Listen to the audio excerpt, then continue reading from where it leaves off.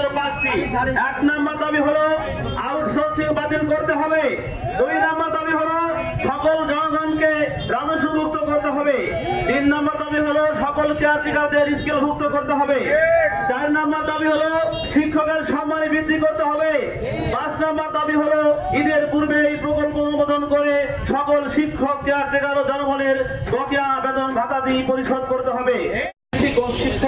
গণশিক্ষা কার্যক্রমের আওতায় ছোট্ট ছোট্ট কোমলমতি শিশুরা প্রাইমারি স্কুলে যাওয়ার আগে তারা মাসালা মাসাইল এবং কোরআন শিক্ষা করে তারা যায়। এইভাবে শিক্ষকরা নিরলস ভাবে এই শিক্ষাদান করে থাকে। এবং শুধু তাই নয়, আমরা এই শিক্ষাদানের পাশাপাশি সরকারের যখন যে মেসেজটা আছে সেটা আমরা নিরলস ভাবে কোনো বিনিময় ছাড়া আমরা সেটা মানুষের কাছে পৌঁছাই দিই। আমি অনুরোধ করব মাননীয় উপদেষ্টা মহোদয় এবং ধর্ম উপদেষ্টা সহ উপদেষ্টা পরিষদ যারা আছেন, আমাদের এই রুটির হাত থেকে আপনারা আমাদের বঞ্চিত করবেন না।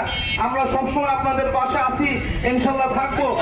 প্রধান উপদেষ্টা থেকে শুরু করে যারা কর্তা ব্যক্তি আছে তাদের কাছে জোর দাবি রাখবো, এই শিক্ষক পরিবারের পক্ষ থেকে আমাদের আউটসোর্সিং বন্ধ তো করতেই হবে, রাজস্বকরণ করতে হবে, ঈদের আগে বেতন ভাতা বকেয়া বোনাস সহ পরিশোধ করতেই হবে।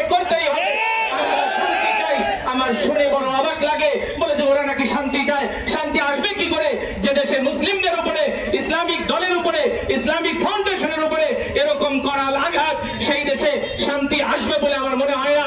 পরিশেষে একটাই দাবি, আমাদের ইসলামিক ফাউন্ডেশন ইতিপূর্বে যেমন ছিল, আমরা একবারও মাঠে নামি নাই, মাঠে নামতে বাধ্য করেছেন। যে প্রকল্পকে যেন সরকারিকরণ করা হয়, শিক্ষকদের বেতন ভাতা বৃদ্ধি করা হয়, কিন্তু বাস্তবতা হলো যখনই এই প্রকল্পের মেয়াদ শেষ হয় তখনই এদেশের কিছু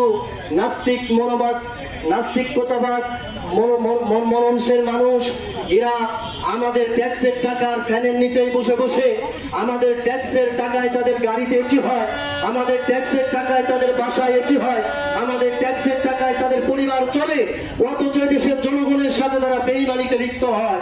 চেয়ারে এখনো বসে আছে, তাদের এটা ষড়যন্ত্র আমরা মনে করি এবং আমরা নিশ্চিত তাদের ষড়যন্ত্র।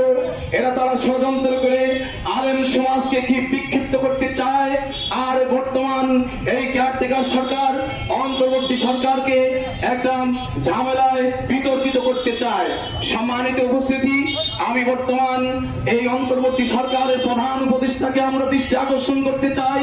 বাংলাদেশের মানুষ ধর্মভীরু, ধর্মকে তারা পছন্দ করে, সুতরাং এই কোরআন শিক্ষা কেন্দ্রকে আপনারা একে অবনতি দিয়ে উন্নতি না করে আপনারা লাভবান হতে পারবেন না, আপনারা সুনাম অর্জন করতে পারবেন না। তিনি সকলের দিকে তাকান, কিন্তু আলেম ওলামার দিকে তাকান।